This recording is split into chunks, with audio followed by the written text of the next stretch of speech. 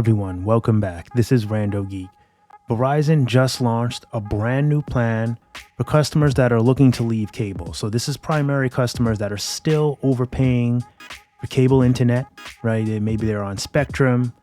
Maybe they're using Verizon Fios and they're bundled up. They got the TV plan, they got the Fios plan, they got their mobile plan, and they're just overpaying.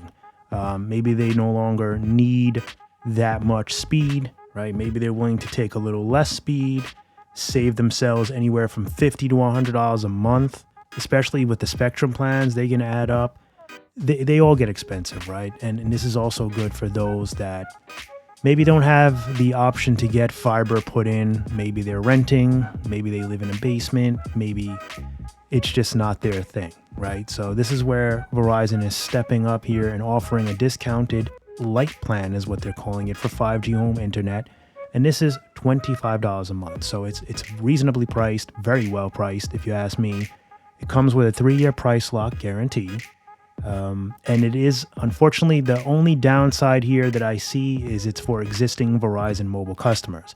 I don't know if Visible would count. I know that if you're a Visible customer, you can certainly save money on your Fios plan with Visible because you can use that code that Visible provides to save you on home internet. I don't know if it's vice versa, right? I don't know if you can do that if you're just a Visible customer. It might work. It's something you may have to contact customer support for, or if you order online, see if there's an option for you to enter in the Visible code and see if that works. But otherwise, existing customer as far as we know. 3-year price lock guarantee, as I mentioned.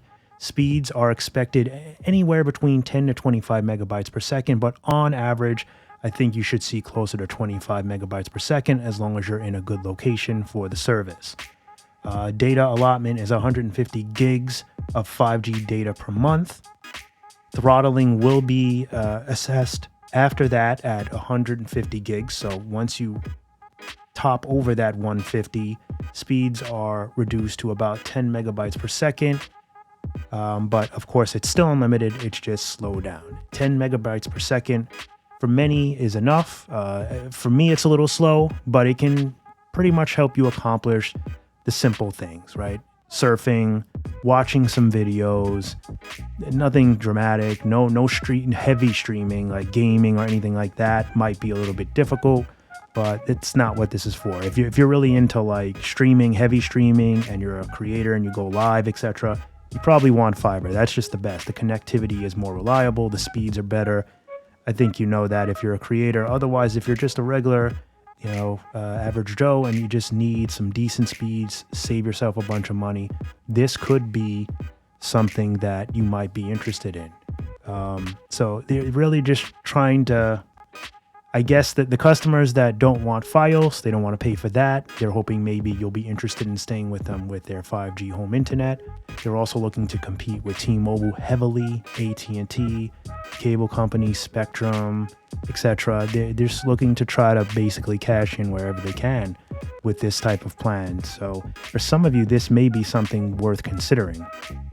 And of course, I think besides the competition, this is really more for someone in rural that is having a hard time getting fiber access, and for those on the go, or like I said, someone just kind of renting or doesn't need a lot. Maybe they're a loner, 1 or 2 people maybe. They just don't need that much speed. They don't see paying more money. It just doesn't make sense to them. Even if it's just $15 more to get maybe double the speeds, 50 megabytes per second, and maybe double the allotment, right? 300 megabytes per second, because 150, it's not that much, right? For many, you can go through that fast. If you're watching Netflix, if you're watching YouTube, those types of, programs and streaming like that, you can burn through it real fast. So I'm not saying this is the best offer, but it's something to consider. I like where they're going with this. I like that they're offering these types of budget plans because, again, I'm always about that. Like, if you can save money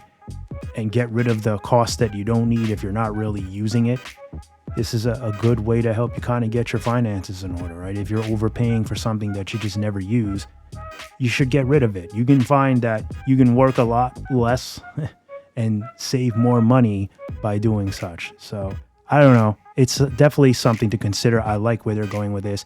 And we might see we might see more of this, right? We might see different levels of these type of LITE plans. We might see this, elevated, right? And maybe brought up to date with more perks and benefits. Who knows? There may be different versions of this is, I guess, what I'm getting at. But anyway, thank you guys so much for stopping by and watching, and we'll catch you in the next one. Bye for now.